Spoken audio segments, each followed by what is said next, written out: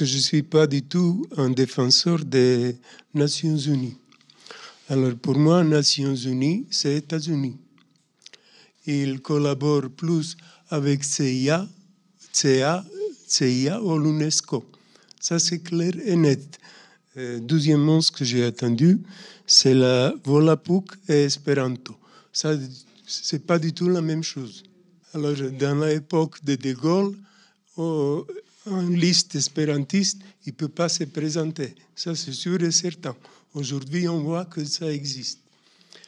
Troisièmement, je vais entrer dans l'histoire un petit peu. Vous connaissez aussi, comme moi, que ni déclaration de Genève, ni convention de Genève, il n'était jamais respecté. Et je suis sur le schéma d'Henri Barbusse, Romain Rolland, René Cachin et Zanzé, qui croyaient qu'une république mondiale, c'est possible. Oui, vous avez raison de me reprendre sur l'espéranto. C'est Volapük qui m'est venu, alors que en ce qui concerne l'ONU, l'expression utilisée par le général de Gaulle, c'était ce machin qu'on appelle l'ONU. Et c'est à propos de l'espéranto qu'il avait dit Volapük intégré, je crois. Hein. Moi, je suis favorable à l'espéranto, donc je partage pas la conviction du général sur ce point, mais ça serait une autre conférence. Donc, vous avez eu raison de me reprendre sur ce point. Alors, Nations Unies et États-Unis,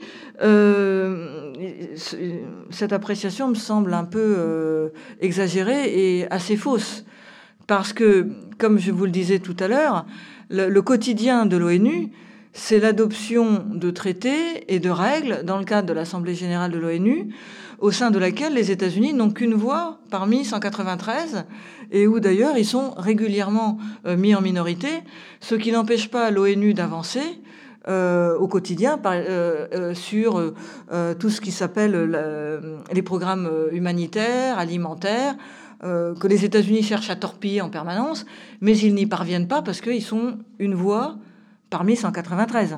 L'Organisation des Nations Unies pour l'agriculture et l'alimentation, qu'on connaît nous en France sous le nom de FAO, fonctionne alors que les États-Unis passent leur temps à expliquer que ça sert à rien, qu'ils lui couvrent pour les vivres. Les États-Unis ont quitté l'UNESCO il y a 2-3 ans parce que l'UNESCO a accepté la Palestine. Donc, ce qui veut dire que le système des Nations Unies contrairement à ce que vous nous avez expliqué, ne suit pas les États-Unis. Sur un cas aussi important que la Palestine, c'est même tout le contraire. Et l'Assemblée générale de l'ONU a condamné à une très large majorité la reconnaissance par les États-Unis de Jérusalem comme capitale d'Israël. Les Européens ont voté, dans leur majorité d'ailleurs, cette condamnation. Donc, il ne me semble pas qu'on puisse dire que Nations Unies et États-Unis soient la même chose. Et il arrive même aux États-Unis d'être pris en défaut par l'ONU. On se souvient en 2003, lorsque George Bush, président des États-Unis, veut attaquer l'Irak. C'est bien aux Nations Unies qu'il est pris en défaut. Là, la France a joué son rôle. Avec le très beau discours de Dominique de Villepin, notre ministre des Affaires étrangères. On dit, bon, c'est lui qui emporte le crédit, mais bon, c'est Jacques Chirac qui a tout fait, en téléphonant aux Russes, en téléphonant à George Bush. Jacques Chirac a littéralement payé de sa personne. Donc, les États-Unis, là où vous avez raison, c'est que les États-Unis détestent l'ONU, les États-Unis d'aujourd'hui détestent l'ONU, alors qu'ils contribuent à peu près 20% du budget de l'ONU, et Donald Trump a dit que comme ça sert à rien, il allait couper les crédits, en particulier les crédits des opérations de maintien de la paix. Et alors ce qui se passe aux Nations, les Français n'ont pas un rond, on continue de payer ce qu'on peut, mais on peut pas combler. Alors qui comble? Les Chinois. Les Chinois qui ont beaucoup d'argent comblent le vide laissé par les États-Unis. Alors évidemment, donnant, à condition que les opérations de maintien de la paix ne s'occupent pas trop des droits de l'homme C'est la grande obsession des Chinois, vous ne serez pas surpris de l'apprendre. Ils veulent bien des Nations Unies comme un forum, un cadre, mais à condition que les droits de l'homme deviennent une préoccupation secondaire de l'organisation. Évidemment, vu ce que font les Chinois au Tibet ou ailleurs, on comprend bien leurs soucis. Mais il y a un vrai risque en ce moment parce que les Chinois investissent l'ONU en ce moment. Ils l'investissent financièrement, mais aussi ils envoient beaucoup de fonctionnaires. Ils s'investissent dans toutes les commissions. Ils prennent les dossiers les plus brûlants. Et ils ont annoncé qu'ils allaient augmenter le nombre de leurs casques bleus. Alors vous savez que pour l'instant, le directeur des opérations de maintien de la paix est un Français. C'est le cas depuis de nombreuses années. Parce que la France est le pays qui s'investit le plus en tant que membre permanent, hein, pour les opérations de maintien de la paix. Mais on s'attend à ce que les Chinois réclament le poste. Alors, votre troisième question sur les conventions de Genève est tout à fait pertinente. Il ne suffit pas d'adopter des règles, il faut les faire appliquer. Ça, c'est fondamental. Mais ça, c'est le problème du droit en général.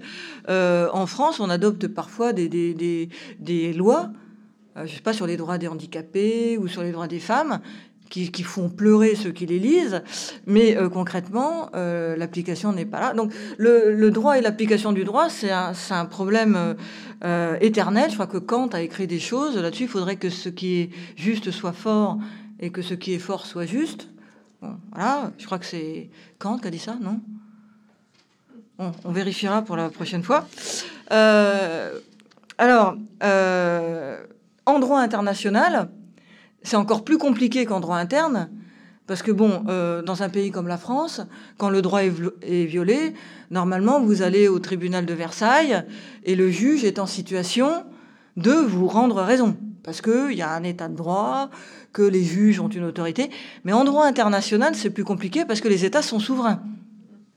Et donc, on est confronté, vous avez parfaitement raison, à la question des rapports de force et de ce que j'appelle l'attitude du passager clandestin. L'attitude du passager clandestin, c'est-à-dire vous avez des pays qui votent des textes en disant finalement, je ferai ce que je veux. Les États-Unis le font plus souvent qu'à leur tour, il leur arrive d'être condamnés par la Cour internationale de justice et de dire vous pouvez nous condamner, on s'en fiche. Donc là, il y a effectivement un vrai souci. Israël va pouvoir être traîné devant la Cour pénale internationale parce que la Palestine a été reconnue comme membre de la Cour pénale internationale. Donc on va voir ce qui va se passer. Donc il existe des tribunaux, la Cour internationale de justice, la Cour pénale internationale, la Cour internationale. La question, c'est le respect des décisions de ces cours. Et là, effectivement, les grandes puissances, la Russie, par exemple, fait comme les États-Unis, ne respecte pas. La France,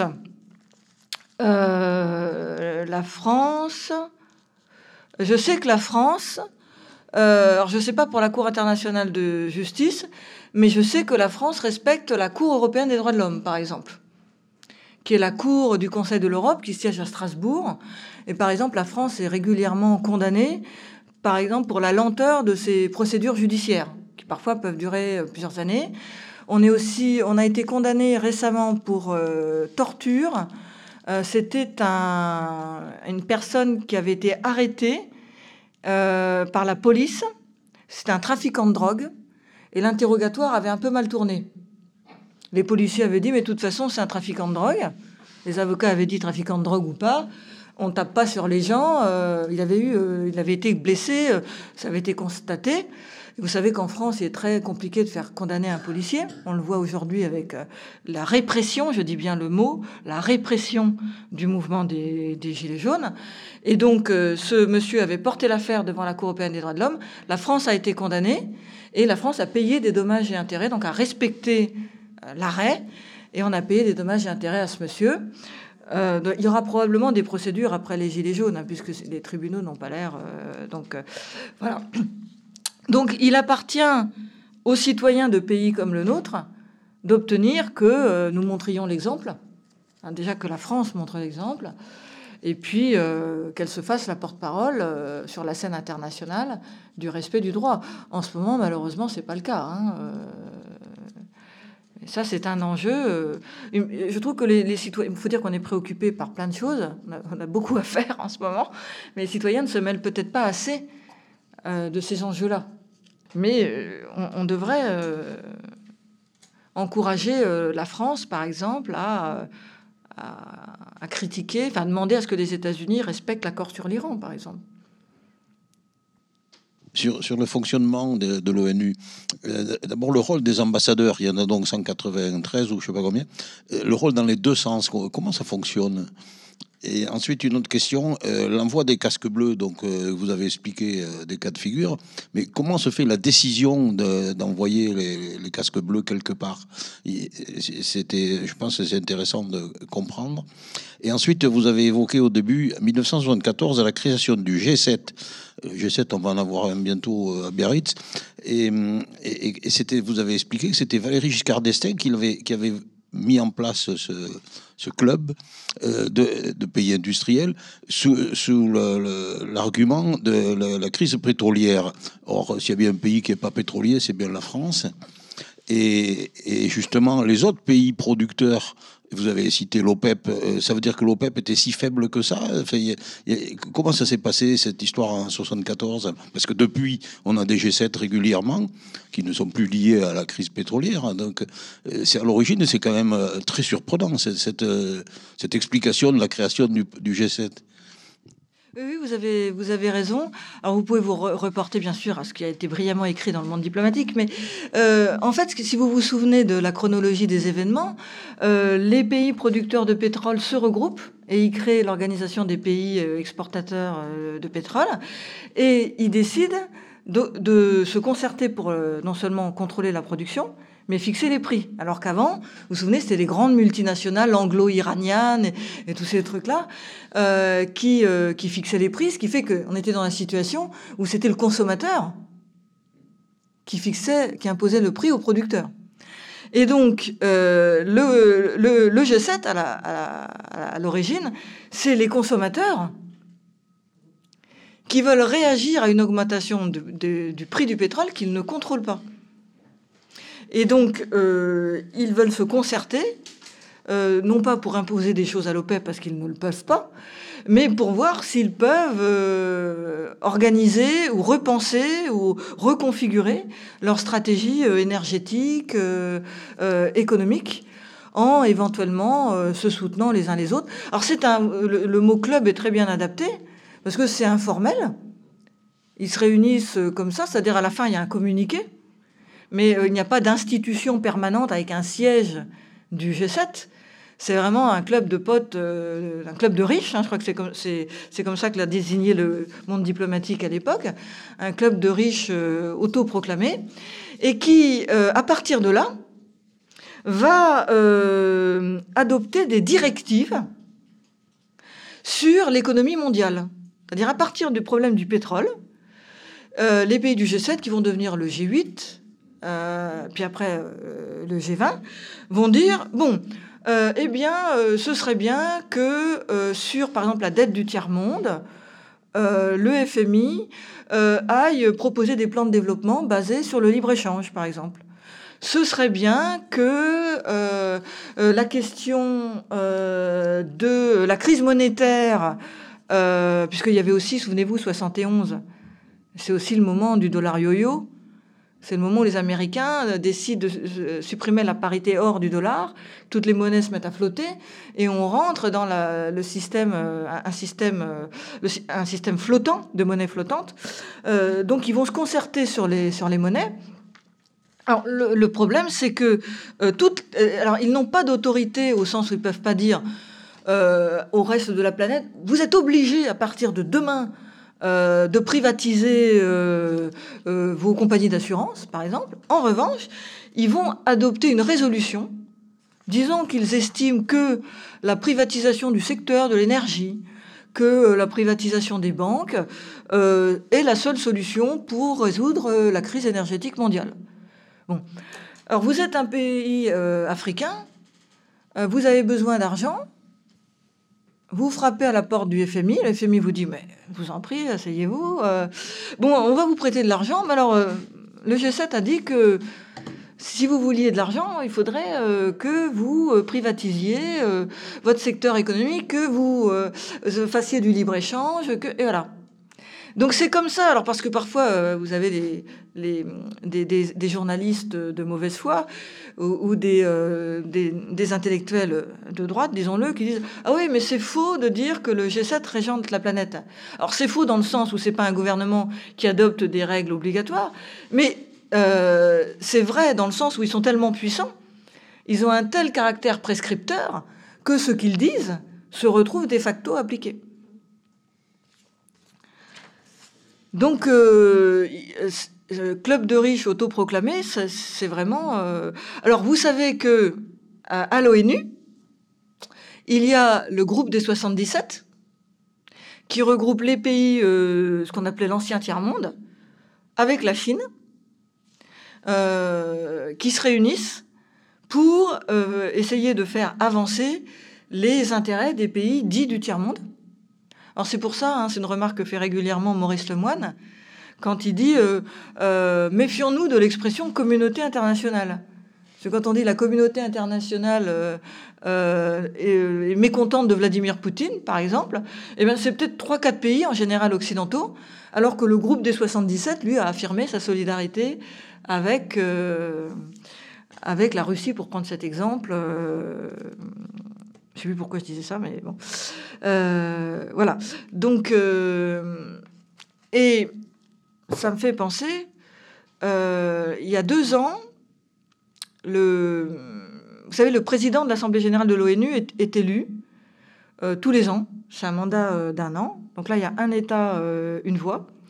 Et il y a 2 ans, à la surprise générale, le candidat des Occidentaux a été écarté au profit d'un type que personne ne connaissait, l'ambassadeur des îles Fidji, un tout petit truc, monsieur Peter Thompson, que j'ai rencontré d'ailleurs, un monsieur fort aimable. Et alors pourquoi est-ce que c'est l'ambassadeur des îles Fidji qui a été élu ? Parce que l'Assemblée générale a voulu dire aux pays, à la communauté internationale, faites attention au réchauffement climatique, parce que les Fidji sont des îles qui voient grimper l'eau tous les matins. Et donc, en élisant l'ambassadeur des Fidji, en élisant les Fidji, ils ont voulu dire notre préoccupation à nous, Assemblée générale, c'est le climat. Donc les Occidentaux ont dit bon, ok, parce que de toute façon ils n'y pouvaient rien, il y a eu un vote. Donc c'est aussi intéressant. J'avais fait un reportage sur l'Assemblée générale et je l'avais commencé comme ça. Surprise générale, c'est ambassadeur des Fidji. Alors les ambassadeurs, c'est comme tous les ambassadeurs. L'ambassadeur est une interface.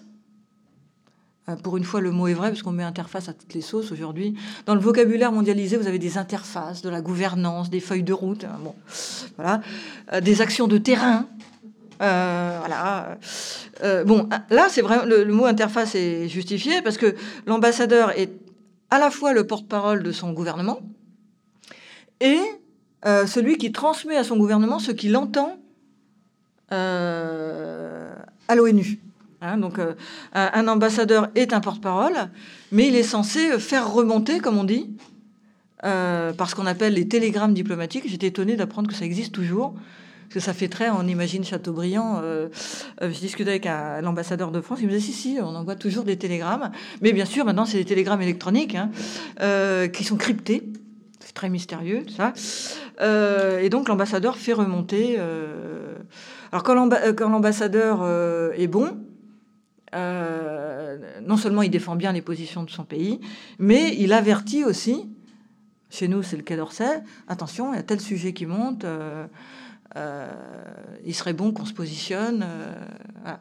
Alors en ce moment, les ambassadeurs à l'ONU se plaignent de 2 choses. Ils se plaignent que soit leur gouvernement ne leur donne pas de directive, dans le sens où ils se désintéressent de l'ONU, un petit peu dans le sens qu'on disait tout à l'heure, soit ils ont des directives aberrantes type l'ambassadeur des États-Unis qui reçoit la directive de ne pas voter une résolution défendant les droits des femmes en République démocratique du Congo. L'ambassadeur lui-même est mal, je crois que c'est une ambassadrice d'ailleurs. Mais bon.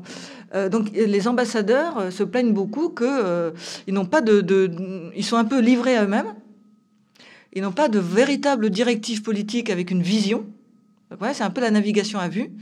Et qu'eux, parfois, ils seraient en mesure de dialoguer, voire de négocier des choses, mais qu'ils n'ont pas le mandat, ils n'ont pas la directive pour le faire.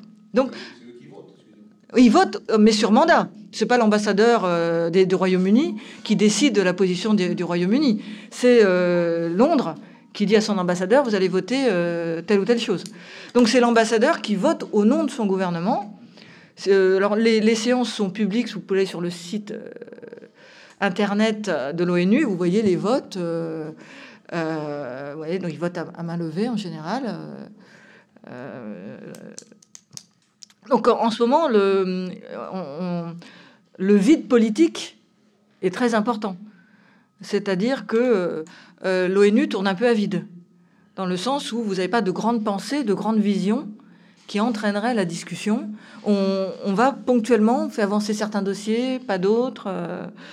Donc c'est une situation pas très favorable j'allais dire, faire progresser la paix et les droits fondamentaux exposés dans la déclaration de 1948.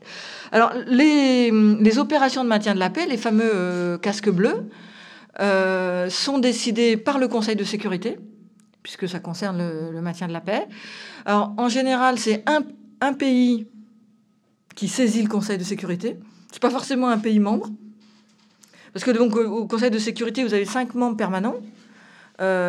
États-Unis, Russie, Chine, Royaume-Uni et France. Et puis, vous avez 10 membres qui changent tous les 2 ans. Oui, c'est ça. Et qui sont élus par l'Assemblée générale. Alors, une opération de maintien de la paix est décidée quand le Conseil de sécurité est saisi par un État membre.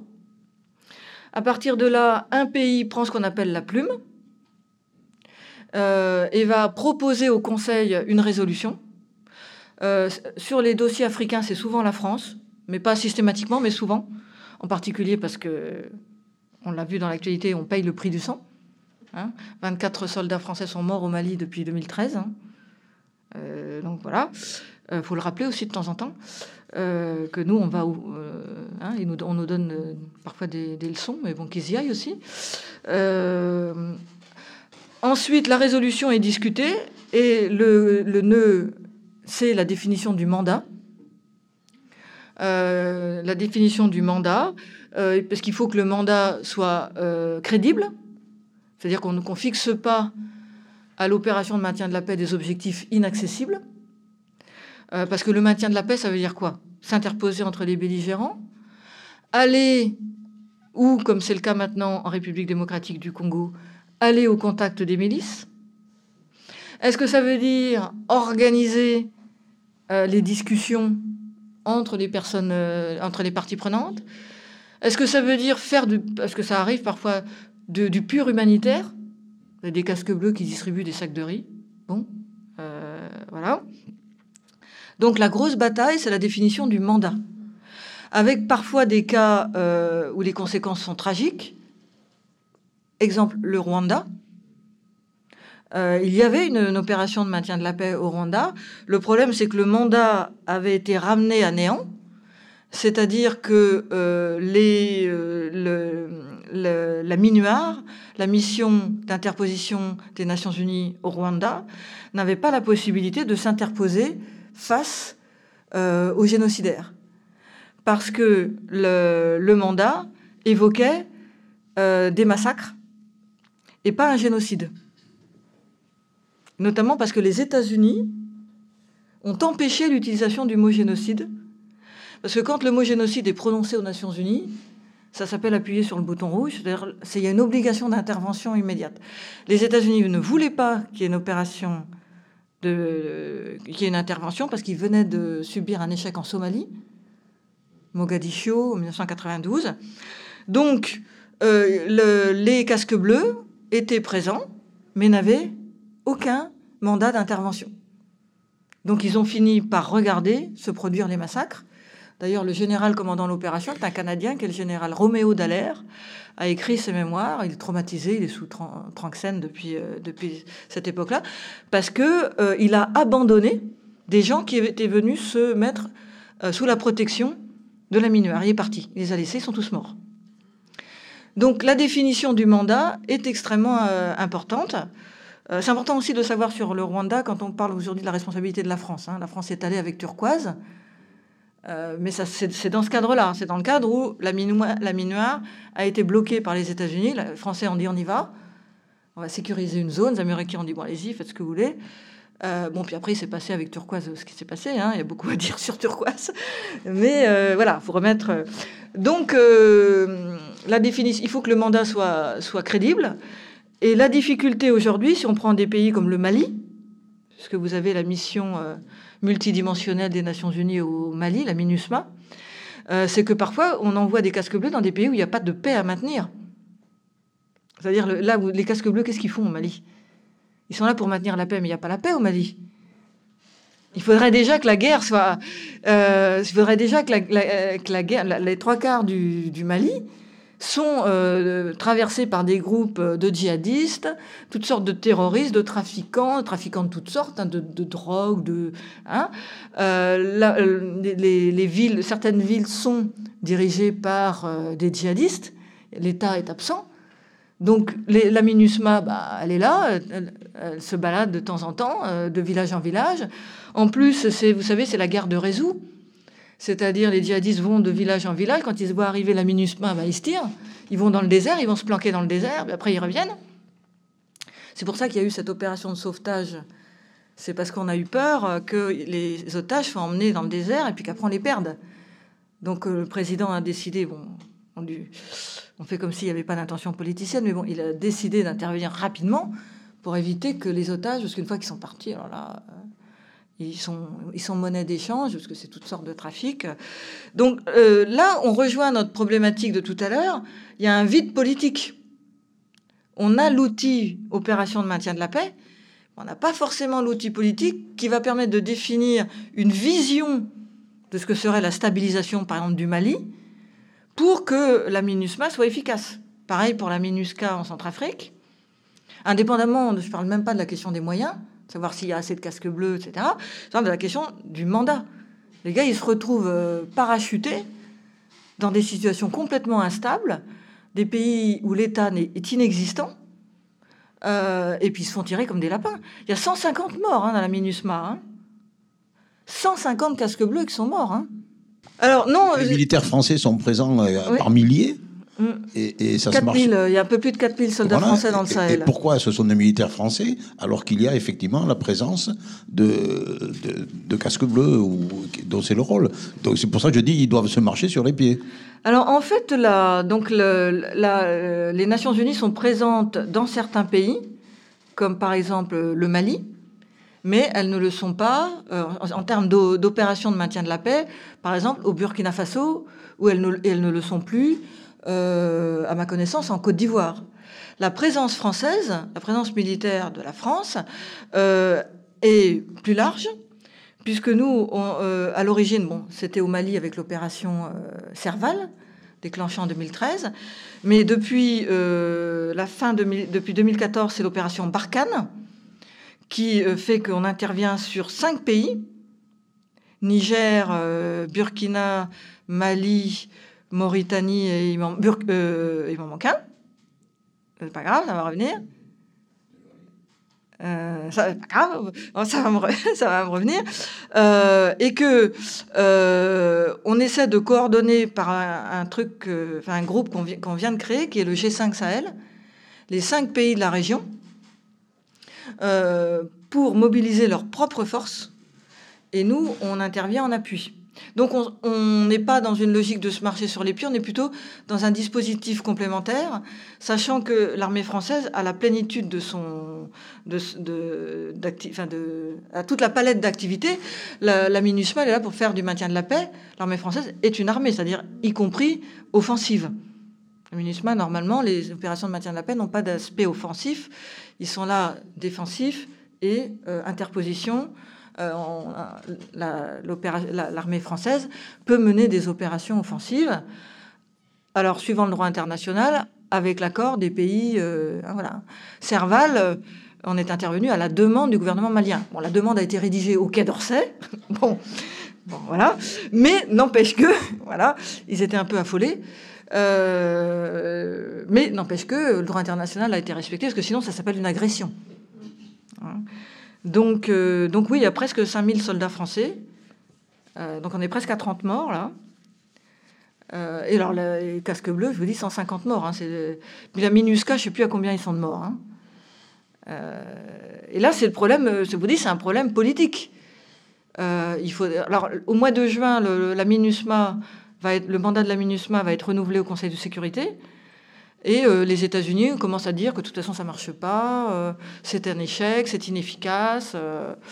Bon, les Français disent, mais si, il faut continuer. Voilà. Bon, l'un des soucis, c'est que quand je vous disais tout à l'heure, on manque de vision, en particulier, on manque de la vision globale que la paix s'inscrit dans un tout. La paix, c'est aussi le développement, c'est aussi... voilà.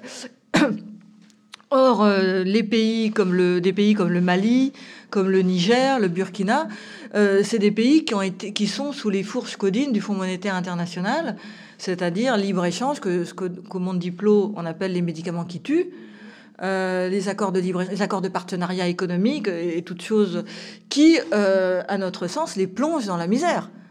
Hein, parce qu'il y a des problèmes de souveraineté alimentaire, il y a de la famine qui revient dans ces zones, il y a de la concurrence déloyale de la part des Occidentaux, des Européens en particulier. Donc comment voulez-vous stabiliser des pays? La première chose que font les djihadistes, c'est de distribuer de la nourriture. Ils rétablissent les fonctions régaliennes. Alors après, bon. Donc le souci, le reproche que je ferai à la France, qui paye le prix du sang, il faut quand même le rappeler, c'est justement de manquer de cette vision globale. Pendant longtemps, la France développait, non sans contradiction, puisqu'il y avait la France-Afrique aussi, une vision aussi d'une autre mondialisation. Hein, souvenez-vous du discours de Cancun de François Mitterrand. Bon, les accords, on avait impulsé le Fonds européen de développement. On avait quand même aujourd'hui, on fait du libre-échange comme tout le monde. Et le libre-échange, il n'y a pas pire pour un pays qui est déjà faible. Donc là, il faut réinstaller. On sort, fin mai, à manière de voir sur l'Afrique. France, Afrique, domination et émancipation, je crois que c'est ça le titre. Et je l'ai coordonné et on a une partie là-dessus, justement ce continuum paix et développement, pour reprendre l'expression de Boutros Ghali.